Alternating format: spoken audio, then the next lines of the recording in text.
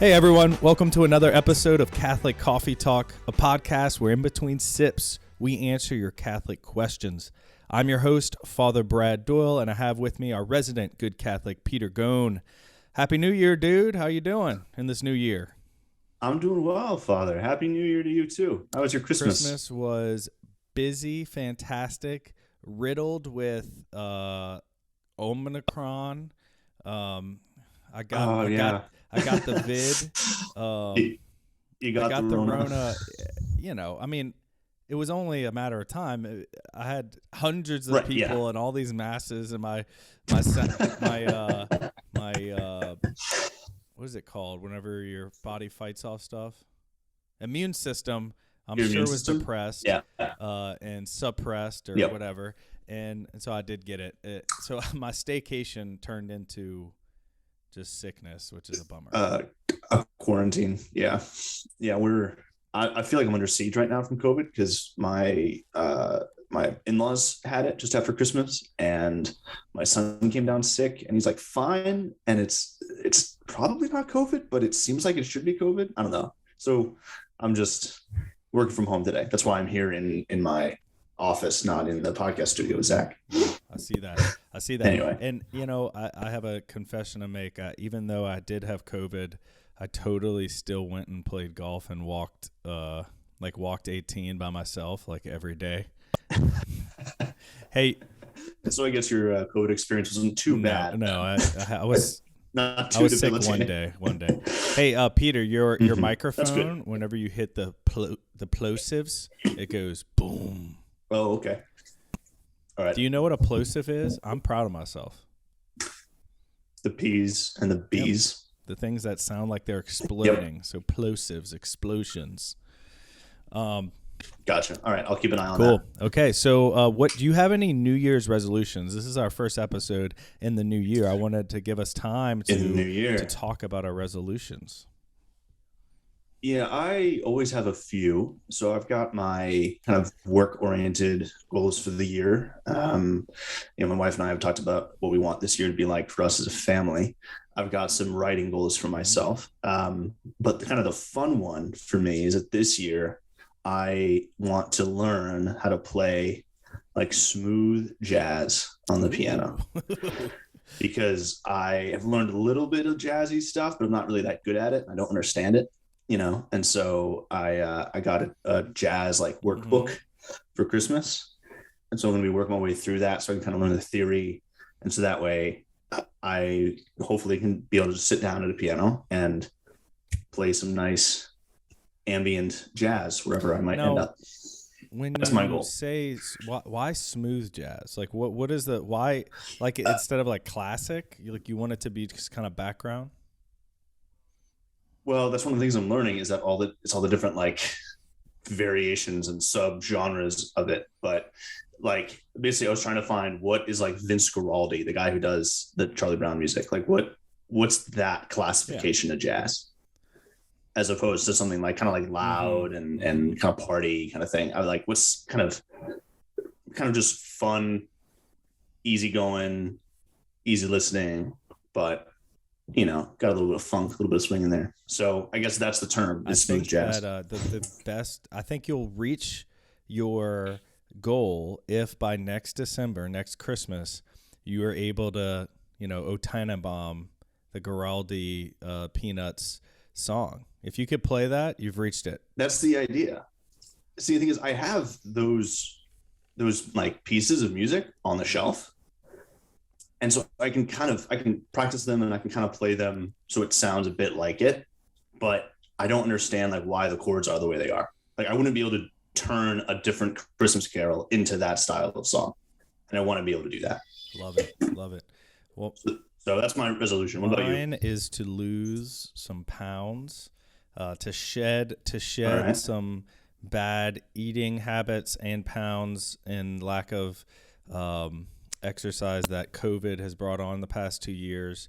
So I've already started. I'm down 7 pounds in 6 days. Nice. All right. Good start.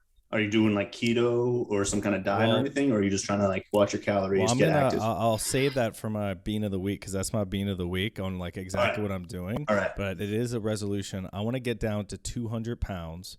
I'm being very honest and open and transparent here, listeners.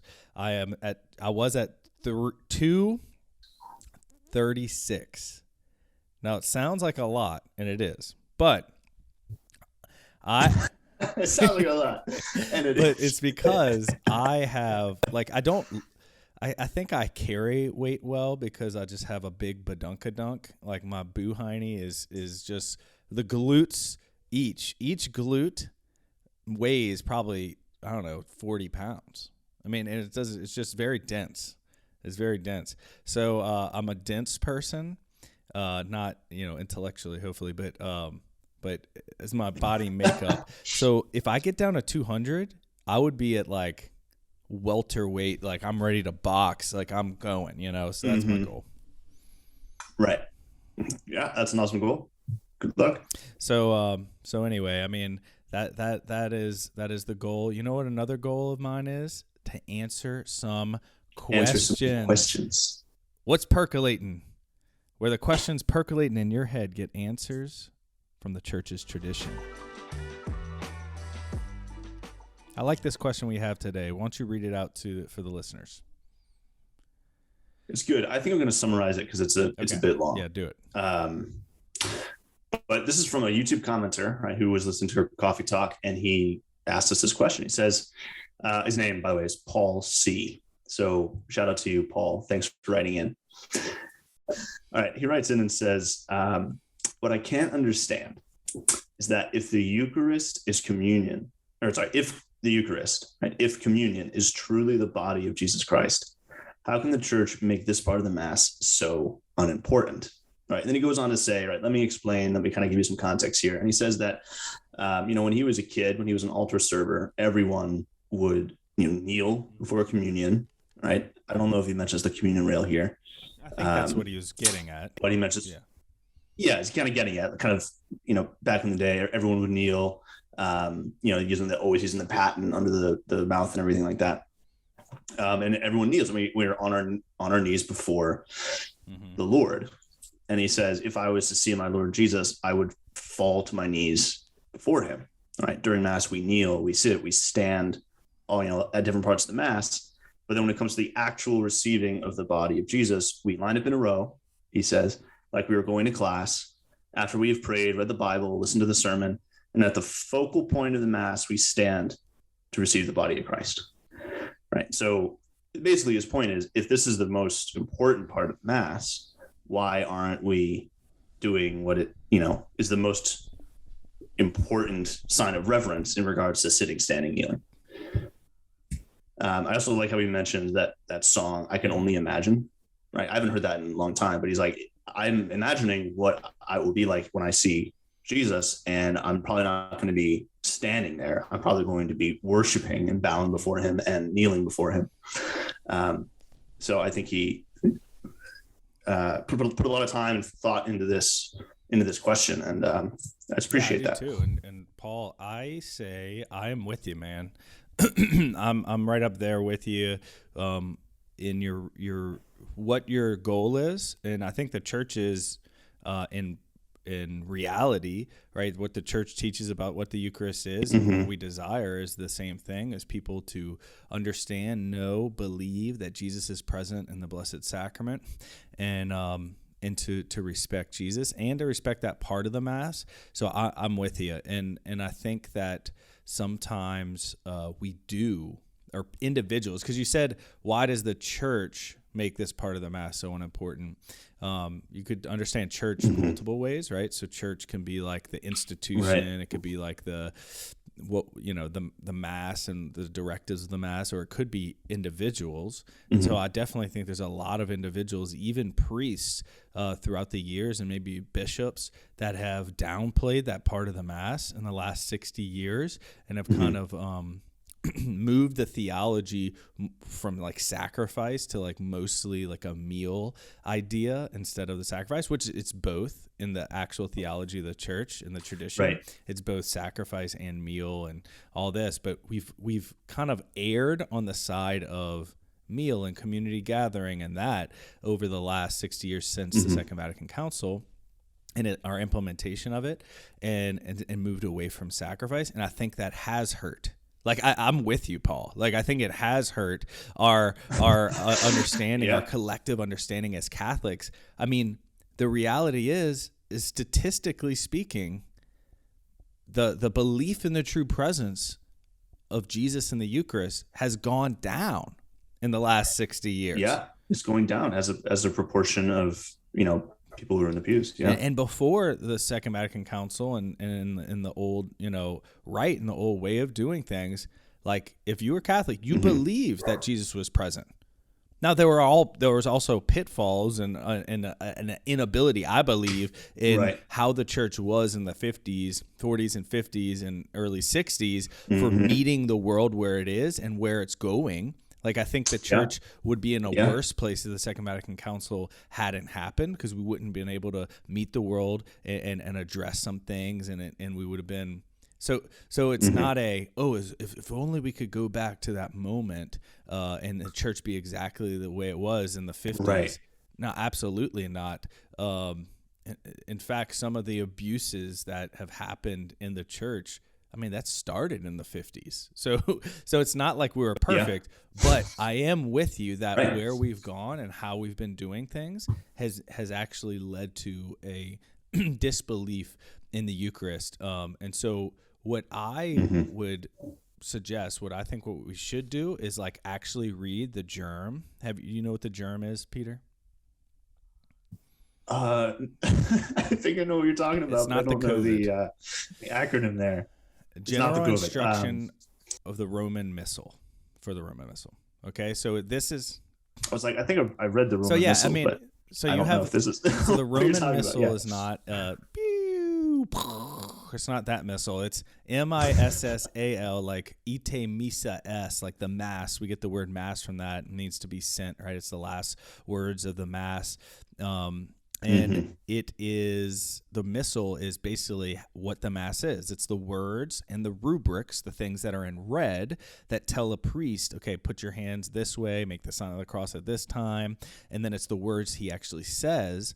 But there's also instructions that go before it. So it's the instructions in the front of the Roman Missal, and it's called the General Instructions of the Roman Missal. And they're the same for every, all Roman Catholics, all Western Catholics, but there are some differences from country to country based on the conferences of Catholic bishops in that country. They can like add stuff because there's different pastoral needs.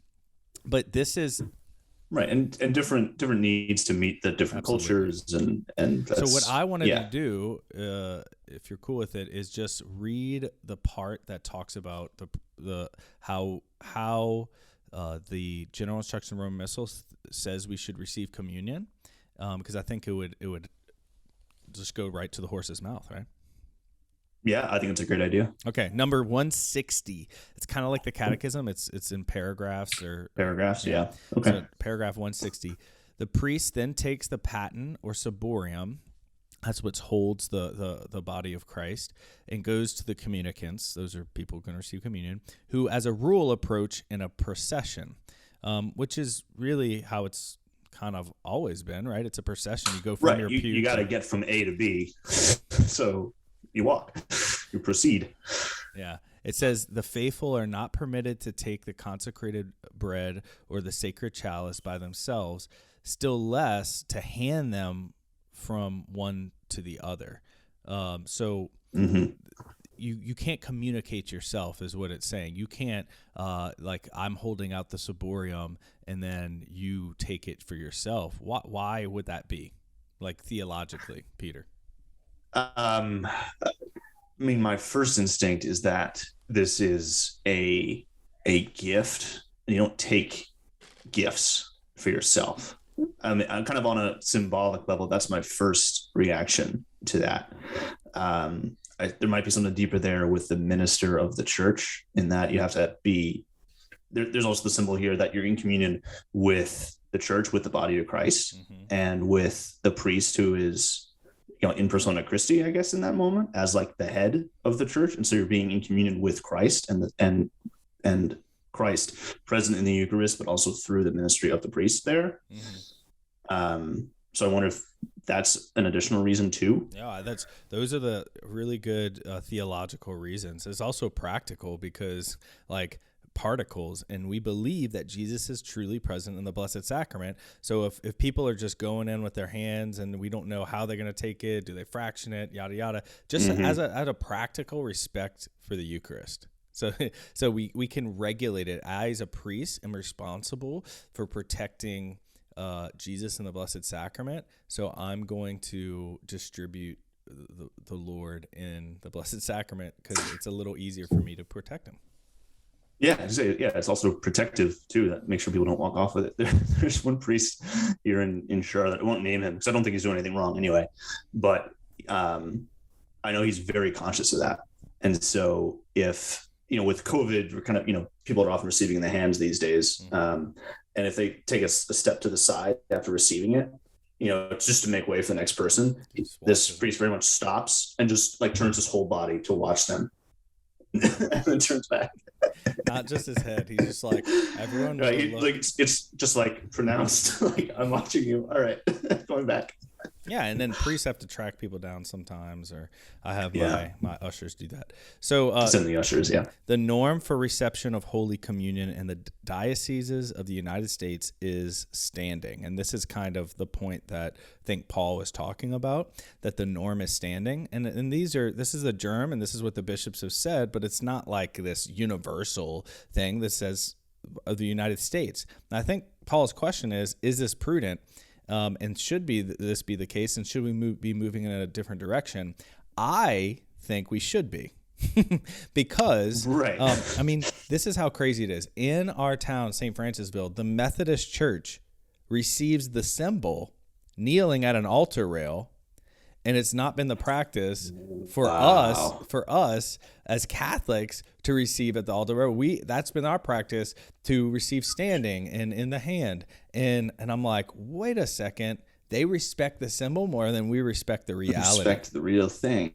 And I am kind of sad about it. But that's a demonstrative example. Yeah. Yeah.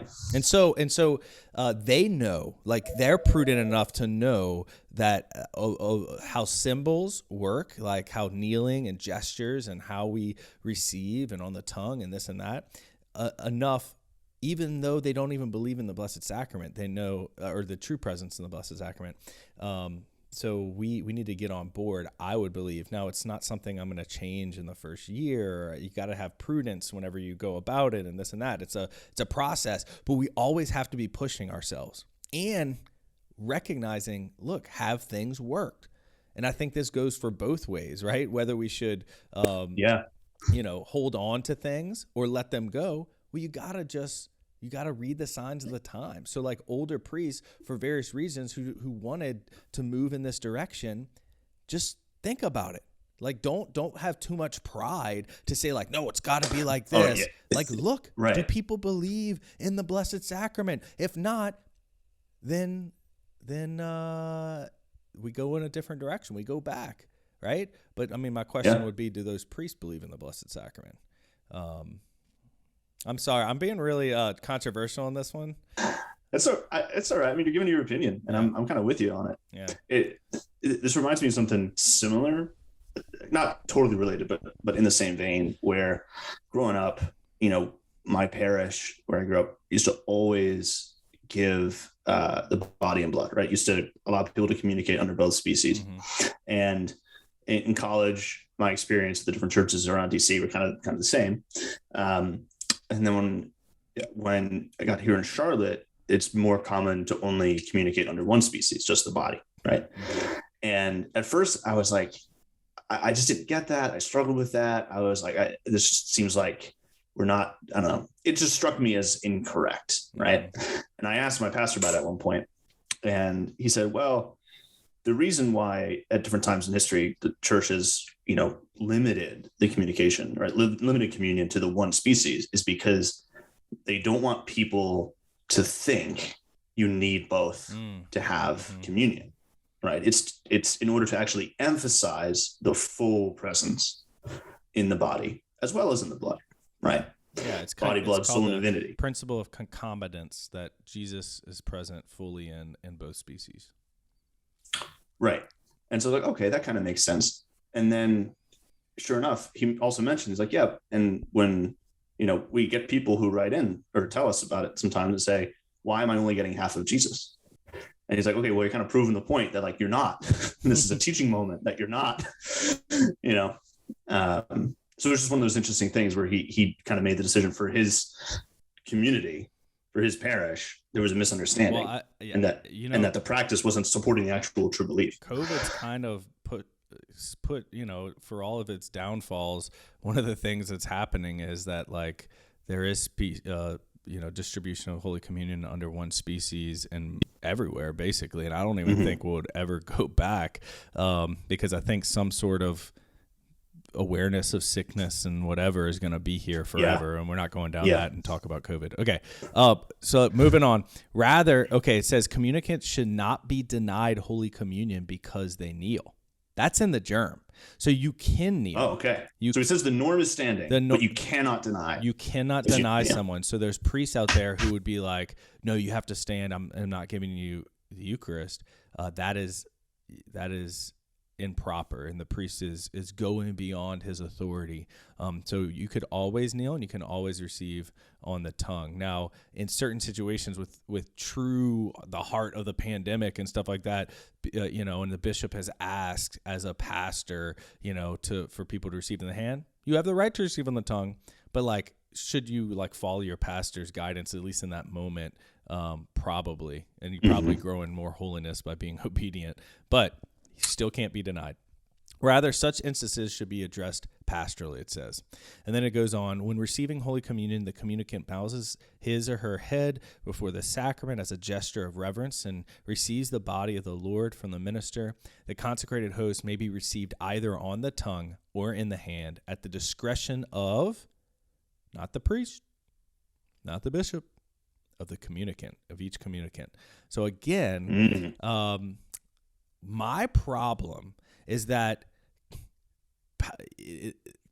power and autonomy has been taken for like the devotion of each individual communicant has been taken because we have made it like you have to receive on the hand and you have to receive standing. Yeah. And so people like we don't even teach first communicants, like the kids, the second graders. We don't teach them that you can receive on the tongue. In fact, what I am going to suggest very strongly is that at least for their first communion, the first communicants receive on the tongue. So if you want to change a culture, change it through the youth, right? And so I'm going to be instructing our second graders like this has been the long-standing tradition of the church. It is allowed, and we want to do that at least for this one. And you can continue, and you should continue receive on the tongue because of the respect it shows Jesus. And it says, if communion is given only under the species of bread, the priest raises the host slightly and shows it to each, saying, Corpus Christi, or the body of Christ. So it even says you could say Corpus Christi, which would be cool. So that's the germ. And I think, Paul, you are right in some of your assessment of where the church is, at least where the people are, and that some of these practices can be done. Right, we can receive kneeling, we can receive on the tongue. It is allowable and actually the right of the faithful. And I think as a priest, I am moving in that direction pastorally. I think that makes a lot of sense. I'm here for it. Though I do want to point out that standing is a sign of reverence as well. So like you stand for the gospel, you stand when someone important, like, the principal walks in the room, the president walks in the room, you stand, is a sign of reverence. You stand when a lady leaves a table. I think of... Oh, sorry. I was going to say, I heard that, or I remember learning that the the order of, I don't know what your word, reverence is kneeling, standing, and then basically anything else. And so that if for some reason you can't kneel, whether, you got bad knees or whatever, as sometimes just happens, if you can't kneel, you ought to stand during those parts of the mass, right? Instead of sitting. Yeah. Instead of sitting, right? And I think people sit because they don't want to be like standing when everyone else is kneeling. Yeah. And you just quite literally stand out like a sore thumb. But in terms of the actual rubrics, isn't that theoretically what you're supposed to do? That is true. I made pastoral decisions to let's say at a wedding, I will just say, because you might have people that are not Catholic, who are like, I don't want to kneel, or who can't kneel because of so when I'm making instructions on how to go to mass, I say, at this point of the mass, we would kneel out of reverence for Jesus in the Eucharist. If you cannot kneel, you may sit, because I'm not going to have some non-Catholic be like, okay, now I have to stand in front of in front of the whole congregation. And usually, if it's an elderly person, they can't kneel. Standing for a long time would probably be. It's true. That's valid. Hard for them. So anyway, but once you kneel, you got to get up, which means we need a pick-me-up. It's time for Bean of the Week. We all need a little pick-me-up. Here's ours. Okay, I'm going to go first. I lost 7 pounds, 6 days, and I have eaten anything I wanted, basically, and drank an old-fashioned or two. So I didn't have to give up old-fashions. So you're having a good time. I'm having a good time, and it's all because I'm using this app that I think is really good. It's called Noom, Noom, and what it does is it's a habit former. It's not like we're telling you exactly what to eat. It's saying like, hey, this is what calories are. This is what calorie density is. This is a psychology of it. You're kind of like learning psychological lessons of eating and like habit changes while you're going along. And it's like starts with like, okay, don't change how much you eat. Just drink water. Like drink all 8 glasses of water that you should drink. And I bet you lose weight already. And I'm like, whoa, that worked. Like I ate whatever I wanted, but drank water and I lost weight. Like these people, oh gosh, I just don't drink water. And so now I started drinking water, and now it's like I have to be hydrated. And it's like fills your belly and you don't want to eat as much. And you're like, wow, it's a snowball effect of healthiness. And so Noom, go check it out. It might work. I like that concept too, because it's not just here, have different food, right? But it's here, like this is here to help you be accountable and learn and to build the habit and build virtue and cut out the vice. Yeah, it's very much aligned with virtue and vice. You give a man a fish, you feed him for a day. You teach a man to fish, you feed him for a lifetime. Or as Terry Pratchett said, give a man a fire and he'll be warm for a day. Set a man on fire and he'll be warm for the rest of his life. I was going to say that exact joke in that moment, and you stole it. It's a great one. It's a good one. It's witty. It is dark. Man, I love it. Yep. Yeah, that's but it's a darkness that's hit you like after the fact, and you're like, oh wow. Wait a minute. For the rest of his life, which is like 2 minutes. So Noom, go check it out. They teach you how to just, and then it is counting calories, but it's like, listen, you can have a steak. You own a steak. You want your nachos? Fine. It just has more calories. So like, adjust. You have to know what it costs. Yeah. It shows you, it's a mirror that shows you what happens. It's like, this is what you're eating. So like there's times where I'm like, okay, I'll not eat lunch because I know I want those nachos later. And guess what? At the end of the day, I had 2,000 calories and I lost a pound last night, and I was able to have my old fashioned, baby. I love it. Well done, Father. Well done. Good shout out. Okay, what's your bean of the week? All right. I kind of mentioned I'm going to give myself a pat on the back a little bit, but I don't mean it that way. But I've mentioned before our YouTube series Behind the Canvas, and how we just take like classic pieces of artwork and like show kind of the symbolism behind it and why they're cooler than people think. And a coworker of ours sent over one called The Triumph of the Innocents, which is all about, Ooh. I mean, the painting depicts the Holy Innocents glorified marching in triumph around the Holy Family as they flee to Egypt. And when I saw it like months ago, it blew me away. I spent an hour just like at my desk, like looking at it and just reading about it. And I was like, I have to make a video about this. I have to do it. And like working on that was gut wrenching because it's the Holy Innocents. It's a heartbreaking story and it's a heartbreaking feast, but it was so rewarding. And it really kind of turned that feast around for me as something that I just understand in a new way. So the pick me up really is the artwork itself. Again, The Triumph of the Innocents by William Holman Hunt. But working on it was just such a privilege.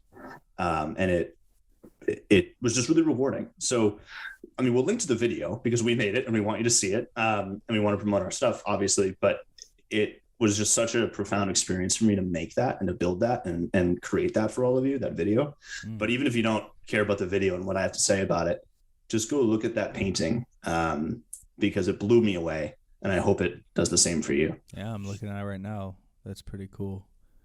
It's like nothing else I've really seen. Like I've never seen that. Other depictions of the Holy Innocents are usually either like very serene in heaven or like really brutal, and you show the brutality of the violence. And this is neither. Yeah, that is true. That's good. Go check it out. It's a good shout out, man. I haven't thought about doing a deep dive into the Holy Innocents, but doing that for a particular feast could help you, like you said, experience that feast day in a special way. So that'd be cool to do. It always comes right after Christmas.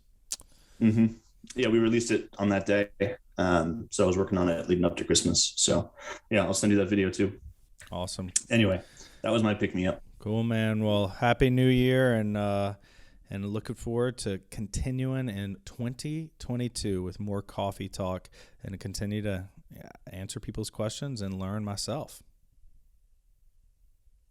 You've been listening to Catholic Coffee Talk with me, Father Brad, and our resident good Catholic, Peter Gone.